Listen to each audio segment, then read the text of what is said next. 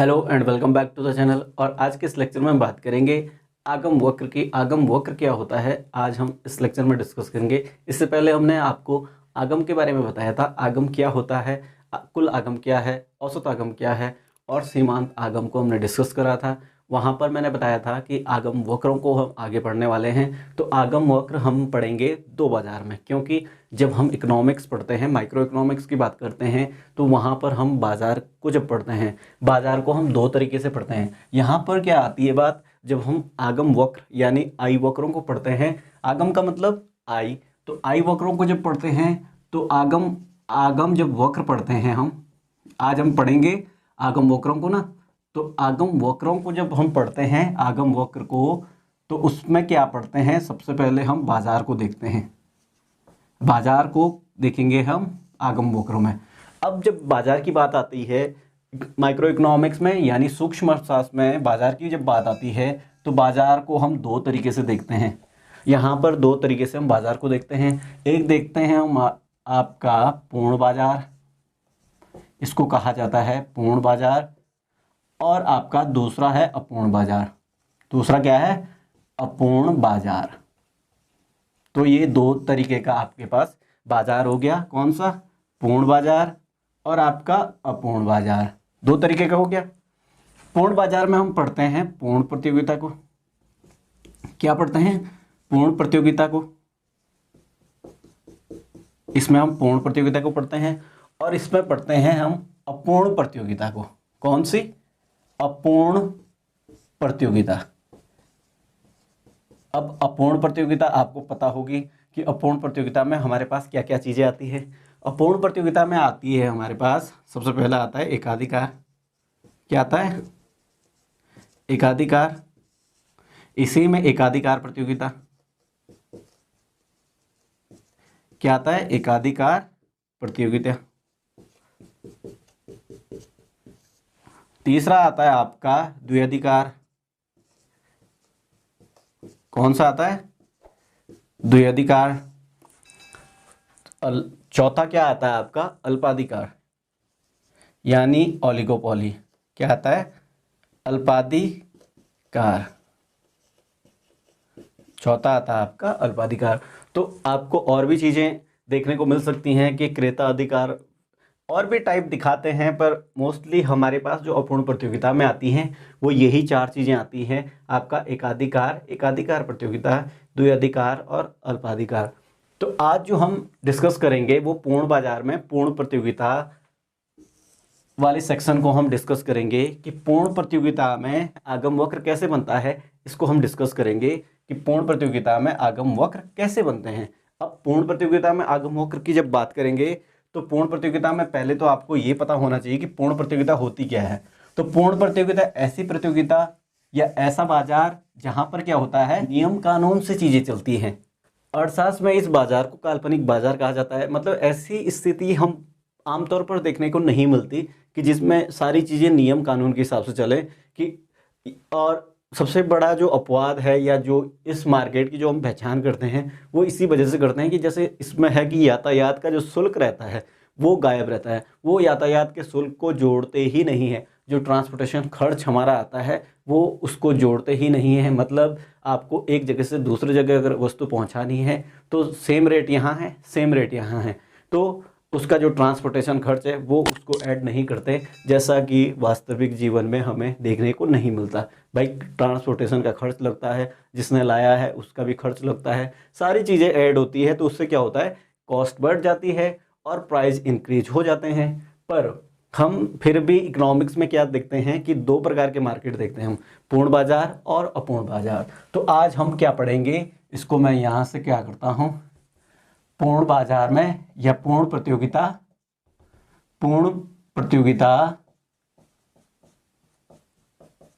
में आगम वक्र। तो आज हम यही पढ़ने वाले हैं, पूर्ण प्रतियोगिता में आगम वक्र। अब पूर्ण प्रतियोगिता में आगम वक्र की अगर हम बात करेंगे तो उसमें हम एक सारणी बनाएंगे पहले, फिर तो वक्र बनेगा। पहले सारणी बनेगी फिर वक्र बनेगा। अब सारणी बनाने के लिए हम सबसे पहले लेंगे वस्तु, लेंगे उत्पादन या वस्तु।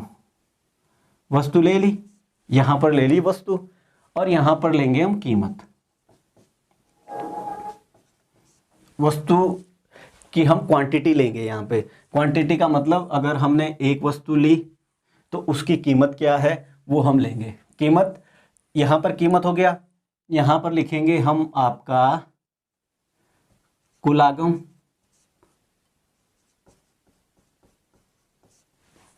औसत आगम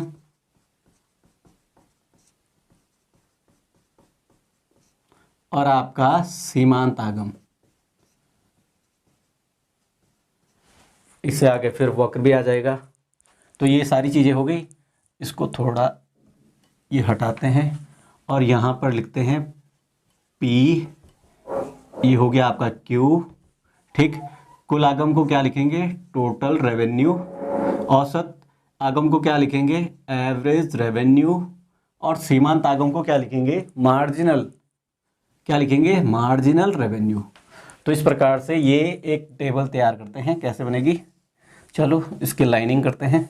ये हो गया ऐसे, इस तरह से लाइनिंग कर दो और ये आपकी एक टेबल हम तैयार करेंगे। इसको यहीं से बंद कर देता हूँ। चलो फिर स्टार्ट करते हैं, इसकी टेबल बनाते हैं। क्या बनेगी, पहले लिखते हैं हम, चलो एक वस्तु लेते हैं।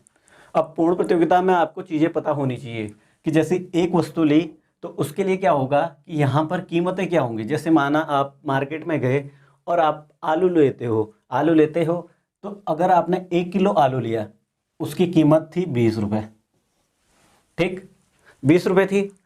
तो यहाँ पर कीमत 20 रुपये है, तो कुल आगम कितना हो जाएगा भाई, आपके पास 1 किलो आलू था, आपने बेचे तो कितने मिलेंगे आपको, 20 रुपये। तो कुल आगम कितना होगा, 20 रुपये। औसत भी यहाँ पर कितना आएगा, 20। औसत उतना ही तो आता है, 1 से जब हम कुल आगम को डिवाइड करेंगे, जितनी क्वांटिटी है उससे डिवाइड करेंगे तो कितना आएगा, वही जो आपका, अब 1 से 20 को डिवाइड करेंगे तो 20 ही तो आएगा, ठीक। औसत आगम हो गया। अब सीमांत आगम क्या होता है, चेंज इन क्वांटिटी, जो चेंज आया है, चेंज कितना आया है, कितना ही नहीं, तो ये भी कितना हो जाएगा, 20 हो जाएगा, हो गया। अब क्या है कि हम पूर्ण प्रतियोगिता की बात कर रहे हैं और उसने बोला कि चलो मैं 2 किलो आलू ले लेता हूँ। 1 किलो नहीं, 1 किलो लिया तो उसने 20 रुपये बताया रेट, ठीक। 2 किलो आलू लिए, 2 किलो अगर उसने लिए तब भी यहाँ पर रेट क्या है, 20 ही रुपये। क्यों, क्योंकि पूर्ण प्रतियोगिता को आपको पता होना चाहिए कि पूर्ण प्रतियोगिता में क्या होता है, सेम प्राइस आप कितनी भी क्वांटिटी लो। आमतौर पर हम क्या देखते हैं कि जो आप ज़्यादा क्वांटिटी लेते हो तो प्राइस कम कर देता है ताकि आप ज़्यादा से ज़्यादा क्वांटिटी लो। पर पूर्ण प्रतियोगिता के जो नियम है वो देखो कि कीमत एक जैसी रहेगी, सारे बाज़ारों में कीमतें एक जैसी रहती है। आप कितनी भी क्वांटिटी लो, 1 लो या 10 लो, कीमत सेम रहेगी। तो कीमत जब सेम रहेगी तो हर आप क्वांटिटी अगर बढ़ाते भी जाओगे कीमतें सेम रहेंगी, ठीक। तो कुल आगम कितना हो जाएगा, अब लगा लो कुल आगम कितना हो गया, कुल आगम हो गया आपका 40 ही तो होगा। ये देखो 40 हो गया आपका कुल आगम 40 हो गया। अब देखो औसत आगम कितना हो जाएगा, औसत हो जाएगा 20 और सीमांत आगम कितना हो जाएगा, इसमें किसका चेंज कितना है, ये भी हो गया 20। तीसरी क्वांटिटी लेते हैं, तीसरी ली, इसकी कीमत भी कितनी होगी, 20 ही। कुल आगम कितना हो जाएगा, कुल आगम हो गया आपके 60 रुपये, क्योंकि आपने 3 क्वांटिटी बेची 20 रुपये के हिसाब से, तो कितना हो गया कुल आगम 60 रुपये। औसत कितना हो जाएगा, औसत हो जाएगा आपका फिर से 20 रुपये और सीमांत आगम आपका हो जाएगा 20 रुपये, हो गया 20। अब देखो चौथी क्वांटिटी ली तो उसकी भी कीमत कितनी है, 20 रुपये। अब कितना हो जाएगा, कुल आगम हो जाएगा आपका 80 रुपये और औसत वही 20 रुपये और सीमांत वही 20, क्योंकि इसमें से इसको घटाएंगे तो कितना आएगा 20, इसमें से इसको घटाएंगे तब भी कितना आएगा 20। तो 20 का क्या है, मार्जिनल रेवेन्यू आ रहा है, ठीक। पांचवी क्वांटिटी लेते हैं, पांचवी क्वांटिटी ली, इसकी कीमत भी 20 रुपये, तो ये कितना हो जाएगा, टोटल रेवेन्यू हो जाएगा आपका 100 रुपये और औसत रेवेन्यू कितना हो जाएगा 20 रुपये और मार्जिनल भी हो गया आपका 20 रुपये। तो इस प्रकार से 5 क्वांटिटी का हो गया। छठी क्वांटिटी ले लेते हैं, चलो फिर छठी ले लेते हैं।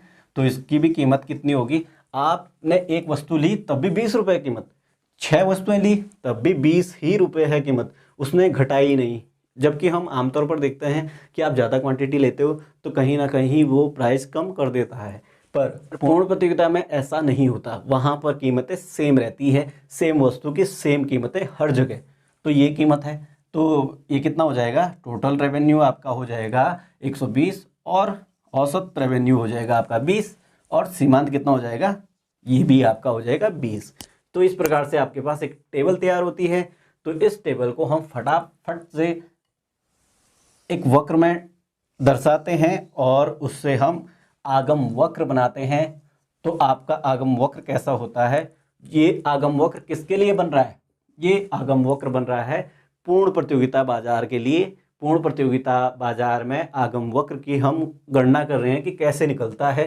तो यहाँ पर क्या करेंगे, हम कुल आगम वक्र को देखेंगे, हम कुल आगम वक्र को देखेंगे। सबसे पहले हम कुल आगम वक्र को देखेंगे, उसके बाद हम क्या करेंगे, औसत आगम वक्र और सीमांत आगम वक्र को देखेंगे।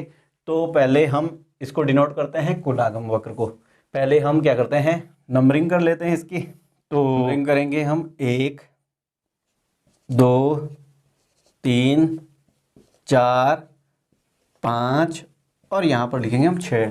ये एक्स एक्सिस हो गया आपका, ये है आपका वाई एक्सिस।